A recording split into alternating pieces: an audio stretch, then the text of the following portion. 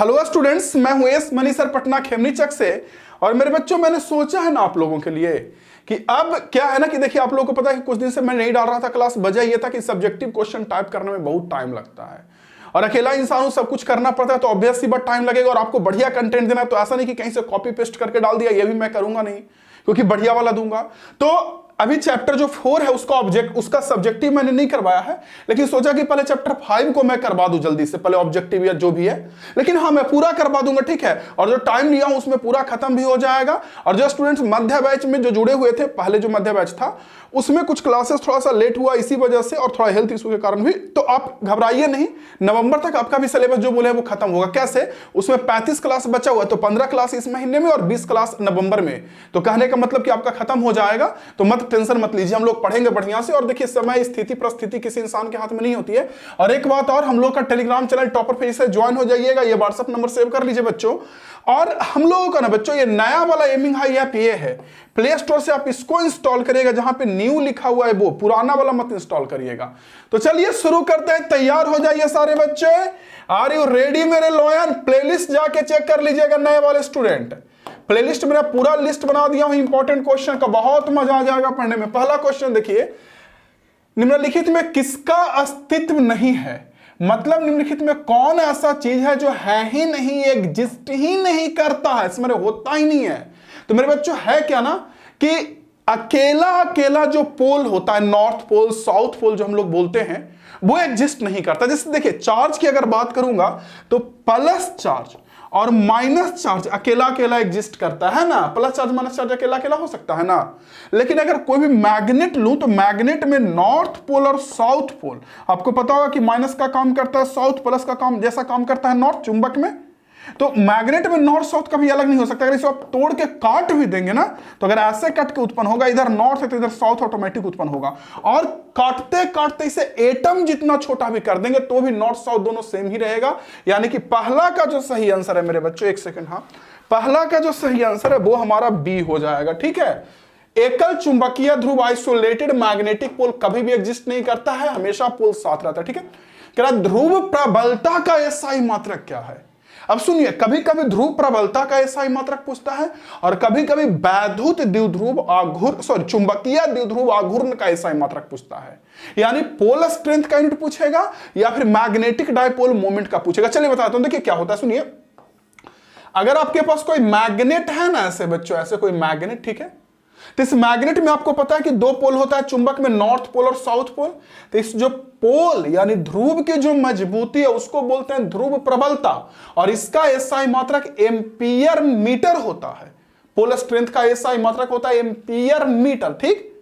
अब एक होता है चुंबकीय द्विध्रुव आघूर्ण या द्विध्रुव चुंबकीय आघूर्ण भी बोलते हैं उसे, ठीक है, या इंग्लिश में बोलते हैं मैग्नेटिक डायपोल मोमेंट। तो वो क्या होता है कि जो पोल स्ट्रेंथ है, जो ध्रुव प्रबलता है, वो इनटू दोनों पोल के बीच की दूरी। तो देखिए, ध्रुव प्रबलता का तो एसआई मात्रक एम्पियर मीटर हो गया, और जो मैं बोल रहा हूं आप लोगों से चुंबकीय द्विध्रुव आघूर्ण, वो क्या होता है कि ध्रुव प्रबलता यानी मैग्नेटिक डायपोल मोमेंट इनटू पोल के बीच की दूरी। तो इसका मात्रक हो गया एम्पियर मीटर, और इसका मीटर सॉल्व करेंगे तो इसका मात्रक हो जाएगा एम्पियर मीटर स्क्वायर। तो याद रखिएगा कि पोल स्ट्रेंथ या जो ध्रुव प्रबलता है, इसका एसआई मात्रक होता है बच्चों एम्पियर मीटर, ओके।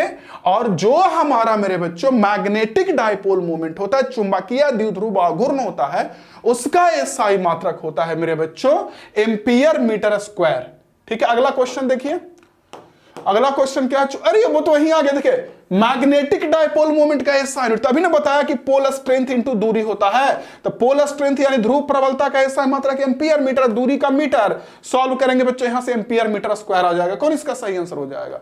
इसका आंसर डी हो जाएगा, ampere meter square. Next question, अगला बताइएगा, किसी चुंबक का चुंबकीय घूर्ण क्या होता है? तो अभी जो मैंने बताया ना अभी आपको कि कोई भी मैग्नेट होता है, उसका जो मैग्नेटिक डायपोल मोमेंट होता है या चुंबकीय द्विध्रुव आघूर्ण होता है, वो पोल स्ट्रेंथ इनटू दूरी होता है। इसका एसआई मात्रक भी मैंने बताया एम्पियर मीटर स्क्वायर। तो जानते हैं ये एक सदिश राशि होता है, और इसका दिशा ना दक्षिणी ध्रुव यानी साउथ पोल से नॉर्थ पोल की हो सकता है और होता है। तो याद रखिएगा, ऐसा नहीं कि एग्जाम में आपसे यही पूछ दे कि चुंबकीय द्विध्रुव आघूर्ण कैसा राशि है, सदिश सदिश यानी स्केलर वेक्टर। ऐसा नहीं, ये भी पूछ सकता है कि डायरेक्शन किधर से किधर होता है। तो याद रखिएगा साउथ से नॉर्थ, ठीक है, दक्षिणी से उत्तरी। नेक्स्ट क्वेश्चन बच्चों, कह रहा है द्विध्रुव आघूर्ण एम के किसी बिंदु को एक स्थान चुंबकीय क्षेत्र बी की दिशा से थीटा कोण बनाने पर स्थितिज ऊर्जा होगी। यानी कि पोटेंशियल एनर्जी पूछ रहा है मेरे बच्चों, देख लीजिए क्वेश्चन में कह रहा है magnet of dipole moment M, यानी कोई बाहर मैग्नेटिक फील्ड में किसी मैग्नेट को रखे हैं मेरे बच्चों, मैग्नेट को, ऐसे आइडिया लगा ना मैग्नेट को, ठीक है। तो साउथ है, नॉर्थ है, साउथ है बच्चों, ऐसे करके। तो याद रखिएगा कि इसका जो एनर्जी होता है ना, जैसे इलेक्ट्रोस्टैटिक्स में पढ़े होंगे इलेक्ट्रिक डायपोल मोमेंट में एनर्जी माइनस पी डॉट ई, याद आ रहा है माइनस पी डॉट ई। तो वहां एनर्जी होता था माइनस पी डॉट ई, जहां पी होता था वहां मेरे बच्चों इलेक्ट्रिक डायपोल मोमेंट। तो यहां हो जाएगा मैग्नेटिक डायपोल मोमेंट पी के जगह पर, और ई जो इलेक्ट्रिक फील्ड था उसके जगह पर, मतलब विद्युतीय क्षेत्र के जगह पर चुंबकीय क्षेत्र, इलेक्ट्रिक फील्ड के जगह पर मैग्नेटिक फील्ड। तो यहां जो एनर्जी होता है वो माइनस एम डॉट बी होता है, यानी minus M B cos theta. ऐसे क्या होगा ना कि जो पहला चैप्टर में पी डॉट ई एनर्जी पढ़े माइनस पी डॉट ई, उससे रिलेट करके पढ़ेंगे तो याद रखने में फायदा होगा, और एक ही साथ दो दो चीज याद रहेगा। तो याद रखिएगा जो एनर्जी होता है माइनस एम डॉट बी बोलिए या minus M B cos theta बोलिए। और देखिए भाई लोग, सिंपल सी बात है, एकदम साधारण सी बात है, अगर आप रिवीजन नहीं करिएगा तो भूलिएगा। मैंने एक बच्चों को बोला कि बाबू अब टेस्ट दिया करिए, उससे याद रहेगा। वो बोला कि सर टेस्ट देने का क्या फायदा। हम बोले कि पहले के लोग देते थे, अच्छा लगता था, उससे याद रहता है, पहले का परंपरा जितना भी था बहुत अच्छा था। बच्चा बोला कि सर ऐसा थोड़ी है। उसने बोला कि पहले का परंपरा बहुत खराब था। उसने बोला कि पहले का बहुत सारा तो परंपरा बहुत सारा खराब है। स्टूडेंट बोला कि बहुत सारा परंपरा तो पुराना हो गया, खराब है। तो मैं बोलता हूं कि देखिए हर चीज में ना इतना भी मत होना चाहिए। पहले का जितना भी परंपरा या जितनी भी चीजें बनाई गई थी बहुत सोच समझ के बनाई गई थी बच्चों। और ऐसा भी नहीं है कि हर चीज का एक फायदा ही देखा जाता है, सब चीज का फायदा नहीं देखा जाता है। जिस हिसाब से आज का जनरेशन बदल रहा है, पीढ़ी बदल रहा है, मुझे लग रहा है कि कहीं ऐसा ना हो कि अंतिम ये लोग परंपरा में जो देखता है कि ये परंपरा से क्या फायदा, ये परंपरा से क्या फायदा, तो जब कोई आदमी का डेथ होना तो हो सकता है ये अंतिम संस्कार में भी ना पहुंचे और वहां भी फायदा घाटा देखे कि अरे मर गए, आप क्या जाना अंतिम संस्कार में घाट पे। इतना भी नहीं हुआ जाता है, समझें। जितने भी पूर्वज लोग बना के गए, ये अलग बात है कि बहुत सारी चीजों की समझ उम्र के बाद आती है।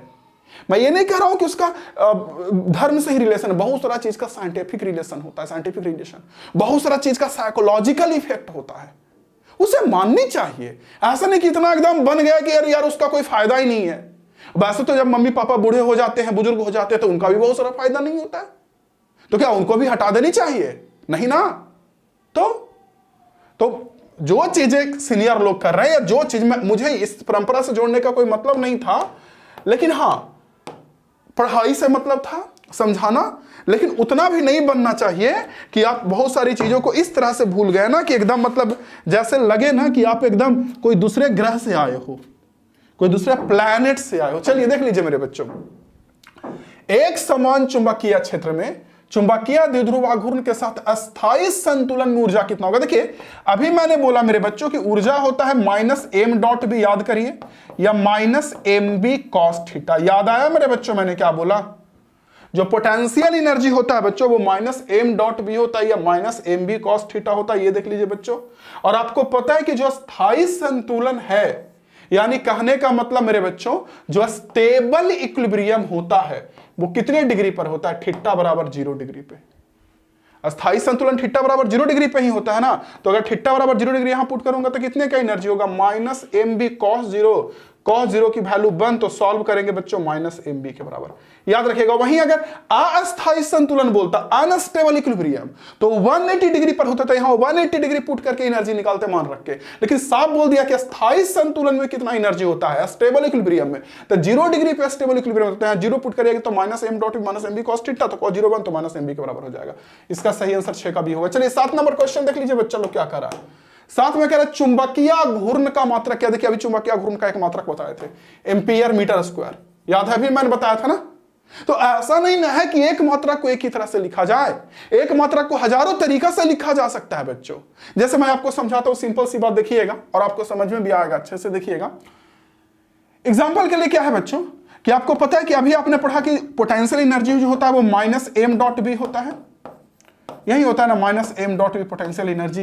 तो यही ना चुंबकीय द्विध्रुव आघूर्ण है जिसका वैल्यू मात्रक पूछ रहा है। देखिए एनर्जी का मात्रक हो गया जूल, यू का हो गया जूल, एम का तो पूछा ही जा रहा है, और बी का हो गया टेस्ला। चुंबकीय क्षेत्र का टेस्ला, और एम का तो पूछा ही जाता है, यहां से अगर डिवाइड में भेजेंगे तो जूल पर टेस्ला होगा ना, निगेटिव में मत बोलिएगा, यूनिट माइनस में नहीं होता है। समझ में आया? एक एम्पियर मीटर स्क्वायर भी, और ये जो फार्मूला भी पढ़ रहे थे 2-3 क्वेश्चन से कि एनर्जी होता है माइनस एम डॉट भी, उसके जरिए देखिए कि इसको इधर डिवाइड में भेज देंगे तो जूल बाई टेस्ला यानी जूल पर टेस्ला होगा। चलिए 7 के नंबर में के बाद 8 नंबर, चुंबकीय फ्लक्स का एसआई मात्रक है। चुंबकीय फ्लक्स का एसआई मात्रक क्या? तो ऑब्वियस सी बात बच्चों, चुंबकीय फ्लक्स का एसआई मात्रक वेबर होता है, याद रखिएगा। चुंबकीय फ्लक्स जो होता है ना वो बी डॉट ए होता है, यानी चुंबकीय क्षेत्र और क्षेत्रफल सदिश का गुना, तो इसका हो गया टेस्ला और इसका एरिया का मीटर स्क्वायर, तो टेस्ला मीटर स्क्वायर को ही कहा जाता है वेबर। तो याद रखिएगा इसका सही आंसर 8 का सही आंसर हमारा हो जाएगा बच्चों बी। 9 नंबर देखिए, 9 नंबर, इस सारे क्वेश्चन को लिख लेना। 9 नंबर क्या है कि चुंबक की ज्यामितीय लंबाई और चुंबकीय लंबाई में क्या संबंध होता है, यानी ज्योमेट्रिकल लेंथ और मैग्नेटिक लेंथ के बीच क्या रिलेशन होता है, ये बताना क्या रिलेशन होता है। जो तो देखिए पहले होता क्या है, ज्योमेट्रिकल लेंथ, मैग्नेटिक लेंथ या ज्यामितीय और चुंबकीय लंबाई वो समझिए। जैसे कोई चुंबक है, ठीक है, तो चुंबक का जितना भी वास्तविक में लंबाई है वो तो मेरे बच्चों आपको पता है कि चुंबकीय लंबाई जो वास्तविक लंबाई है वो, लेकिन जानते हैं चुंबक में 2 पोल होता है, नॉर्थ पोल साउथ पोल। तो नॉर्थ पोल और साउथ पोल ना थोड़ा अंदर में होता है, चुंबक के अंदर में। तो ये जो पोल के बीच की दूरी है इसी को बोलते हैं चुंबकीय लंबाई या मैग्नेटिक लेंथ। तो समझें, तो ये जो पोल के बीच की दूरी है ये हो गया चुंबकीय लंबाई यानी एलएम, मैग्नेटिक लेंथ एलएम, ठीक। और जो चुंबक का वास्तविक में लंबाई है वो हो गया ज्योमेट्रिकल लेंथ यानी एलजी।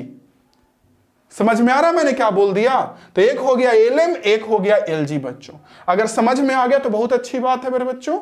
और कई बार देखिएगा जिंदगी में लोगों को कि रहेगा इतना ही रियल, देखो मैग्नेट है इतना ही बड़ा, दिखा रहा है इतना बड़ा लंबाई, और वास्तविक जिंदगी में भी यही होता है इतना बड़ा, कोई दिखा रहा है इतना बड़ा। अरे भैया ऐसा मत करो, ऐसा बिल्कुल मत करो। मैं तो कहता हूं ना कि आप 50 लाख के कार से भी घूमने का औकात अगर आप में है ना, तो भी 50,000 के बाइक से घूमो। इस लायक रखो अपने आप को, फिर देखना दिमाग ऑटोमेटिक साइकोलॉजिकली ऐसा बदल जाएगा कि आपको सफल होने से कोई रोकेगा ही नहीं। आप ना किसी के साथ गलत करोगे, ना किसी को धोखा दोगे, ना किसी अपने काम से जी चुराओगे, ना अपने काम में कोई गलती करोगे। कोई काम आप गलत नहीं कर सकते हो, ये हाल हो जाएगा। इतना अच्छा साइकोलॉजिकली दिमाग आपका चेंज होगा अगर उस पे, क्योंकि देखिए दुनिया में गलती लोग क्यों करता है, पढ़ाई लिखाई में या किसी चीज में, क्यों? अपने मन पे काबू नहीं पाता है वो। और अब जब आप इस लायक बन गए कि 50 लाख का औकात होके 50,000 के बाइक से फटफटिया से घूम रहे हो, इसका मतलब आप पे ना अपने दिमाग पे कमांड है, बड़ा वाला कमांड है बच्चे। और जब बड़ा वाला कमांड आपके दिमाग पे है तो आप गलत कैसे कर सकते हो? आपको इतना तो पता है ना कि ये क्या गलत क्या सही। बस बच्चों, तो ऐसे मैग्नेट के जैसा मत बनना, ठीक ना, कि कहीं भी चिपक जाना, किसी से चिपका लेना। सॉरी लाइन चेंज हो गया, उल्टा हाथ, मतलब चुंबक की बात करो, मैग्नेटिक और ज्योमेट्रिकल लेंथ की, ठीक है बच्चों। तो जो मैग्नेटिक लेंथ होता है वो क्या होता है, छोटा होता है ना मैग्नेटिक लेंथ, चुंबकीय लंबाई छोटा हो गया ना, तो वो हो जाता है मेरे बच्चों 5/6 टाइम ऑफ ज्योमेट्रिकल लेंथ। तो इसका सही आंसर हमारा 9 का ए हो जाएगा। चलिए 10 नंबर, 10 का देख लीजिए। करा किसी स्थान पर नमन कोण क्या है? देखिए नमन कोण क्या है, होता क्या है कि हम लोग को क्या लगता है, देखिए सबको पता है कि पृथ्वी एक चुंबक है, और पृथ्वी अगर चुंबक है तो उससे चुंबकीय क्षेत्र चारों ओर उत्पन्न होता है। ये सारे बच्चों को पता होगा कि मैग्नेटिक फील्ड अर्थ के चारों ओर उत्पन्न होता है, ठीक है, यस। तो अब मेरी बात को सुनिए, होता क्या है कि हम लोग को लगता है ना कि पृथ्वी का जो चुंबकीय क्षेत्र वो हमेशा पृथ्वी की ओर है, जबकि ऐसा नहीं होता है। जैसे मान के चलिए कोई पृथ्वी है, ठीक है, तो यहां वाला आदमी के लिए ऐसा जमीन होगा, यहां वाला आदमी के लिए जमीन ये होगा, और यहां वाला आदमी के लिए जमीन होगा। तो ये पता होगा कि पृथ्वी एक चुंबक की तरह काम करता है। ये मान के चलिए पृथ्वी का चुंबक है, तो यहां से चुंबकीय क्षेत्र अगर निकला तो ऐसे करके जाएगा। तो देखिए, तो जो आदमी यहां पे है उसके लिए जो चुंबकीय क्षेत्र है मेरे बच्चों, ये देखिए, देखिए लंबवत है। कभी बच्चे बोलेंगे सर आपको अपने दिमाग पे काबू। अरे भैया कैसे काबू नहीं, आपका क्लास लेना है, मैं हेल्थ ठीक है मेरा, क्लास लेना है आपको। अभी इंडिया पाकिस्तान का मैच चल रहा है, गर्दा वाला वर्ल्ड कप का, आज आपको पता है, अभी फ्री में क्लास ले रहा हूं आपका, जबकि क्रिकेट तो मुझे बहुत पसंद है ना। अपने ऊपर कमांड करना सीखिए। फिर देखिए बाबू, दुनिया को दिखाने का नहीं, यू आर बेस्ट, आपको अंदर से लगने का, यू आर बेस्ट। चलिए मेरे बच्चों, ठीक है, क्लियर आइडिया लगा मैंने क्या बोला? तो यहां से क्या होगा आपको पता है कि चुंबकीय बल रेखा निकलेगा, तो बताइए कि इस पे कितना डिग्री पे होगा, 90 डिग्री पे ना। इस पे 90 डिग्री पे होगा ना, यहां पे बताइए इस पे कितनी डिग्री पर होगा ये बताइए, 90 डिग्री पे ना। देखिए ना, यहां से चुंबकीय बल रेखा निकला तो यहां सतह पे कितना डिग्री का कोण बना रहा है, 90 डिग्री। यहां से भी ऐसे घूमते घूमते जाएगा तो यहां भी कितना कोण बनाएगा, 90 डिग्री। तो जो नमन कोण होता है या जो डीप एंगल होता है वो यही होता है कि किसी भी जगह पर पृथ्वी का जो चुंबकीय क्षेत्र है वो पृथ्वी के सतह से कितना डिग्री का कोण बना रहा है। अर्थ के सरफेस से, जैसे यहां पे बोलेगा, इसको बोलते हैं मेरे बच्चों इक्वेटर, नीरज। तो इक्वेटर पे जिधर जमीन है उधर ही की पृथ्वी का चुंबकीय क्षेत्र, तो यहां नमन कोण 0 डिग्री होगा। लेकिन यहां पे जो पृथ्वी का सतह है उस पर लंबवत चुंबकीय क्षेत्र है, तो यहां पे नमन कोण 90 डिग्री होगा। यहां भी लंबवत है तो यहां भी 90 डिग्री होगा, यानी 90 डिग्री से चुंबकीय क्षेत्र घटते घटते यहां 0 डिग्री होगा और फिर बढ़ते बढ़ते यहां 90 डिग्री हो जाएगा। ये देखिए, क्लियर बच्चों। तो कह रहा किसी स्थान पर नमन कोण वह है जो है, क्या होता है किसी स्थान पर नमन कोण, तो नमन कोण वो होता है बच्चों जो कोण बन रहा है। तो 10 का सही आंसर भी ना, पृथ्वी का चुंबकीय क्षेत्र क्षैतिज से जो कोण बना रहा है, देख लीजिए, अर्थ मैग्नेटिक फील्ड जो हॉरिजॉन्टल से जो कोण बना रहा है, ठीक है। तो आपसे पूछ देगा कि पोल जो होता है ध्रुव, यहां नमन कोण कितना है, 90 डिग्री। इस पोल पर कितना है, 90 डिग्री। नीरज पे कितना है, 0 डिग्री। इक्वेटर पे कितना है, 0 डिग्री, क्योंकि यहां जिधर जमीन है उधर ही चुंबकीय बल रेखा है पृथ्वी की ओर। और यहां पे पृथ्वी ऐसे है और ऐसे आके चुंबकीय बल रेखा घुसा, यानी सरफेस पे ऐसे घुसा, ऐसे आके घुसा, तो यहां पे 90 डिग्री पे चुंबकीय बल रेखा। चुंबक रखिएगा ना यहां पे, तो ऐसे नहीं रहेगा, ऐसे हो जाएगा। जिधर चुंबकीय बल रेखा उधर चुंबक पे बल लगेगा उधर की ओर, तो चुंबक वैसे हो जाएगा। यहां पे जमीन की ओर रहेगा, लेकिन यहां और यहां पे 90 डिग्री पे हो जाएगा। और ये सब जगह पे 90 से घटते घटते यहां 0, मतलब यहां 60 30 ऐसे होते जाएगा। चलिए अगला क्वेश्चन देख लीजिए। तो अभी पढ़ लिए ना, कह रहा पृथ्वी के चुंबकीय ध्रुव पर नमन कोण, ध्रुव पर नमन कोण कितना होता है, अभी ना पढ़े जी, 90 डिग्री। ये पोल और ये पोल पे 90 डिग्री। एस मनी सर पढ़ा रहे हैं ना, एक बार कॉन्सेप्ट पढ़ा देंगे तो समझ में आ जाएगा। अगला प्रश्न देखिए, नमन कोण का मान उत्तरी ध्रुव से विषुवत रेखा की ओर क्या होती है, घटती है। उत्तरी ध्रुव पे 90 डिग्री का होता है, ठीक है, और जैसे से आगे जाते हैं घटता है, ठीक है। चुंबकीय उत्तरी ध्रुव नीचे होता है, भौगोलिक उत्तरी ध्रुव ऊपर होता है। या यहां से भी दक्षिणी से भी बोलेगा तो दक्षिणी से देखिए 90 से घटते घटते 0 और फिर 0 से बढ़ते बढ़ते 90, यही होता है। तो कह रहा कि नमन कोण का मान उत्तरी ध्रुव से विषुवत रेखा, यानी यहां से यहां क्या होगा, तो यहां, अरे क्वेश्चन में कहां भाग गया, गजब है भाई। हाँ, तो क्या हो गया, घटता। इसका सही आंसर 12 का सी हो जाएगा। 13 देखिए, चुंबकीय नमन कोण का मान 0 होता है। चुंबकीय नमन कोण कहां पे 0 होता है, अभी ने बताया, नीरज पे, इक्वेटर पे। यानी 13 का सही आंसर हमारा ए हो जाएगा बच्चों, 13 का ए, नीरज पे बताया ना। अभी यहां पे देखो, तो यहां पे बताया ना, नीरज पे, यहां इक्वेटर पे, जिधर जमीन है उधर चुंबकीय बल रेखा है। नेक्स्ट क्वेश्चन अगला, सही संबंध है, कॉरेक्ट रिलेशन क्या है ये पूछा जा रहा है। कॉरेक्ट रिलेशन बच्चों, सही संबंध। तो देखिए, मान के चलिए बच्चों कि चुंबकीय क्षेत्र हमारा इधर है, ठीक, और ये हमारा जमीन है। तो आपको पता है कि चुंबकीय क्षेत्र जो जमीन से जो कोण बनाता है उसी को बोलते हैं नमन कोण, अभी मैंने बताया, जिसको डेल्टा से दिखाते हैं। तो इस चुंबकीय क्षेत्र का जमीन की ओर जो कंपोनेंट है, घटक, वो BH है, यानी हॉरिजॉन्टल कंपोनेंट, और ऊपर में जो घटक है वो BV है। BH BV जो लिखा हुआ ना, उसका यही मतलब है कि इसका horizontal component BH, vertical component BV। तो बताइए, तो tan डेल्टा किसके बराबर होगा। इतना तो आपको पता है कि इस डेल्टा के लिए ये परपेंडिकुलर हुआ, ये बेस हुआ, है ना। उस डेल्टा के लिए वो लंब है, ये आधार है, ठीक है। तो tan डेल्टा की वैल्यू BV बाई BH होती है। ये देखिए, tan डेल्टा की वैल्यू BV बाई BH होती है, यानी इसका सही आंसर हमारा B हो जाएगा। ओके, नेक्स्ट क्वेश्चन अगला, चुंबकीय क्षेत्र B में स्थित एम चुंबकीय आघूर्ण वाले धारा पाश द्वारा अनुभूत बल आघूर्ण टाउ का मान होगा। ये बताइए कितने का टॉर्क लगेगा।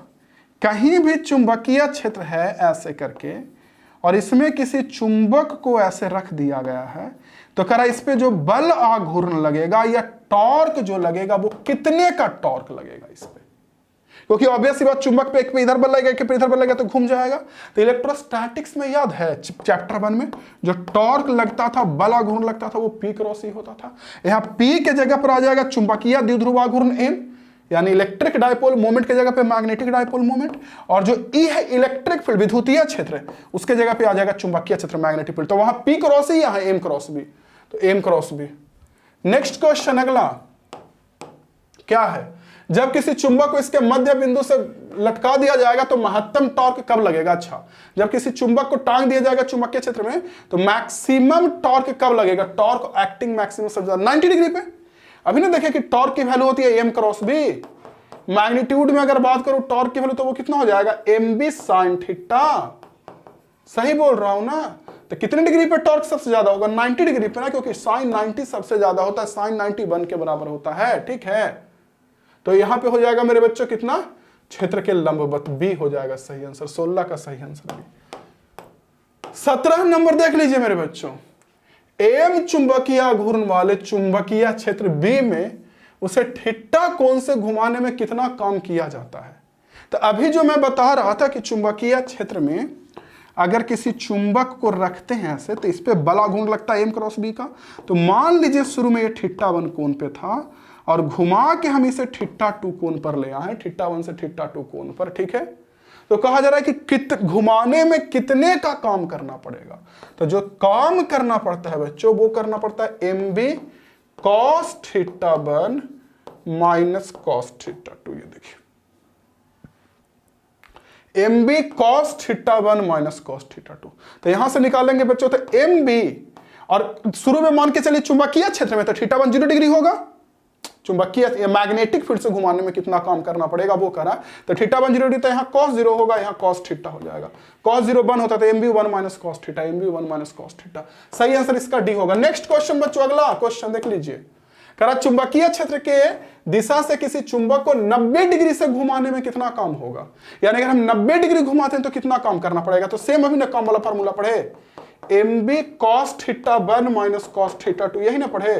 तो चलिए θ1 रखिए यहाँ पे, एम बी θ1 0 डिग्री और θ2 90 डिग्री, तो cos 90 हो गया 0 के बराबर, cos 0 1 के बराबर।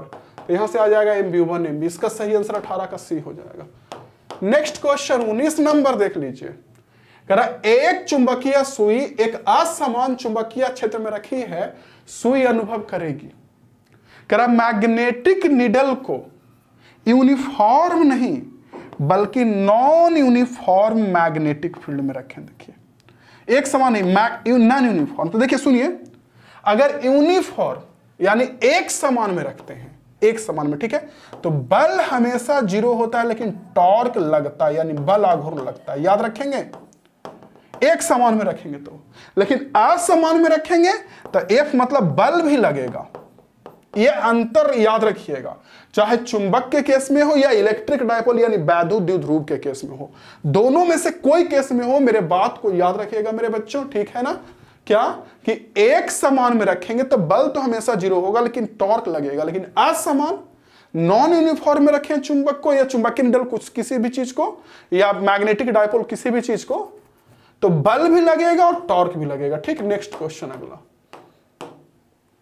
और त्रिज्या के वृत्तीय आवेश Q आवेश से V में घूम रहा है तो इसका तुल्य चुंबकीय आघूर्ण क्या होगा? देखिए जब कोई भी आवेश ना Q वाले आवेश अगर V वेग से R त्रिज्या वाले में घूमता है तो इसका कुछ ना कुछ मैग्नेटिक डायपोल मूवमेंट होता है। मैग्नेटिक डायपोल मूवमेंट चुंबकीय द्विध्रुव आघूर्ण होता है। क्यों? क्योंकि अगर आवेश घूमेगा तो एक तरह से समझिए कि इस वृत्त में घूम रहा है, इस सर्कल में घूम रहा है, तो इसमें करंट बह रहा है, क्योंकि आवेश होता ही करंट होता ही आवेश का प्रवाह, तो इसमें करंट विद्युत धारा बह रही है। और विद्युत धारा किसी लूप में बहती है तो आप लोगों ने सुना होगा कि उसका डायपोल मूवमेंट होता है करंट इनटू एरिया।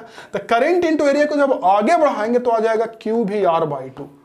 आगे कैसे बढ़ेगा? कुछ नहीं, इससे करंट निकाल लीजिए चार्ज बाई टाइम करके और ये पाई R स्क्वायर एरिया से इंटू कर दीजिए तो ये आ जाएगा Q भी R/2। तो इसका आंसर हो जाएगा Q भी R/2, बी हो जाएगा।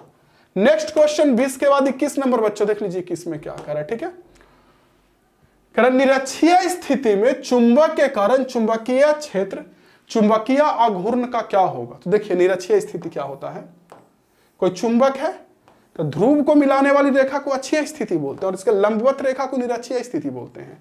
तो अक्षीय स्थिति में क्या होता है कि जिधर द्विध्रुव आघूर्ण होता है उधर ही की ओर चुंबकीय क्षेत्र होता है अक्षीय पे, लेकिन निरक्षीय पे क्या होता है कि जिधर चुंबकीय द्विध्रुव आघूर्ण होता है उसके विपरीत दिशा में, जिधर चुंबकीय द्विध्रुव आघूर्ण होता है उसके विपरीत दिशा में, उसके उल्टा में मेरे बच्चों चुंबकीय क्षेत्र होता है। क्लियर ना? यानी इसका सही आंसर मेरे बच्चों बी हो जाएगा, एंटी पैरेलल। क्लियर? 24 का 25 नंबर 22 नंबर कह रहा एक छड़ चुंबक की लंब समद्विभाजक रेखा पे किसी बिंदु पर चुंबकीय क्षेत्र, तो वही ना हुआ, सेम क्वेश्चन है ना। कह रहा है चुंबक का लंब समद्विभाजक रेखा, तो निरक्षीय रेखा ही हो गया ना। इस पे चुंबकीय क्षेत्र किधर होगा, जिधर द्विध्रुव आघूर्ण है उसको उल्टा में। अगर अक्षीय पे पूछता, अक्षीय रेखा यानी एक्सियल लाइन पे, इसको बोलते हैं एक्सियल लाइन, तो इस पे बी की डायरेक्शन और एम का डायरेक्शन सेम होता है, यहां अपोजिट है, तो इसका सही आंसर क्या हो जाएगा, वही अपोजिट बी हो जाएगा। एंटी पैरेलल इसका भी लंब समद्विभाजक रेखा उसी को बोलते हैं। 23 नंबर कह रहा चुंबकीय द्विध्रुव की अक्षीय रेखा पर मध्य बिंदु से और दूरी पर चुंबकीय क्षेत्र अनुपाती O1/R3। जैसे कोई ये है ना, तो यहां पे पता होगा कि जो चुंबकीय क्षेत्र होता है बी की वैल्यू चुंबक के कारण अक्षीय रेखा पे वो होता है 2km/R3, यानी कि कहने का मतलब 1/R3 का समानुपाती। इसका सही आंसर डी हो जाएगा। ठीक है बच्चों, कोई दिक्कत? चलिए अब 19वां के बाद एक क्वेश्चन ऑफ द डे देंगे, बताइएगा। कह रहा किसी छोटे चुंबक के मध्य बिंदु से समान दूरी पर अक्षीय तथा निरक्षीय रेखा पर चुंबकीय क्षेत्र का अनुपात क्या होगा। देखिए अभी मैंने बताया ना कि यहां पे जो चुंबकीय क्षेत्र होगा 2m/R3 और निरक्षीय यानी इक्वेटोरियल लाइन पे होता है km/R3। यहां पे r दूरी पे 2km/R3, वहां km/R3, दोनों का अनुपात निकाल लीजिए। पहले क्या बोल रहा है, पहले अक्षीय बोल रहा है यानी एक्सियल लाइन, पहले एक्सियल बोल रहा है फिर इक्वेटोरियल, एक्सियल हो गया 2km/R3, ठीक है, और इक्वेटोरियल हो गया बच्चों km/R3। तो R3 से R3 कट गया, km से km कट गया, सॉल्व होके आ गया 2:1। क्लियर? यानी इसका सही आंसर मेरे बच्चों हमारा 24 का बी हो जाएगा। ठीक है बच्चों, आशा करते हैं कि आप समझ गए होंगे काफी अच्छी तरीके से। चलिए क्वेश्चन ऑफ द डे आप ये बताइए, मैं दे रहा हूं क्वेश्चन, ये बताइए कि कोई भी अर्थ है, मतलब अर्थ है, कोई भी अर्थ, क्या अर्थ है, तो अर्थ का ये जो ध्रुव है यहां पे नमन कोण यानी इंग्लिश में angle of deep, deep angle कितना डिग्री होता है ध्रुव पे, पोल पे, चाहे ये पोल बोलिए या ये पोल बोलिए, ये कमेंट बॉक्स में बता देना है कि अर्थ के पोल पर नमन कोण कितना होता है। आशा करते हैं कि आप समझ गए होंगे। अपने दोस्त को जरूर बताइएगा और स्टेटस सॉरी उसमें जाके जरूर चेक करिएगा, प्लेलिस्ट में पूरा लिस्ट बना हुआ है सारे क्लासेस का, और पूरा क्वेश्चन को अच्छे से लिखते चलिएगा, बहुत ही इंपॉर्टेंट वाला है। जय हिंद, वंदे मातरम। और पीडीएफ कोर्स के लिए जो बच्चे बोल रहे थे टेंशन मत लीजिए, 5 दिन के अंदर पीडीएफ कोर्स ला दूंगा। Thank you.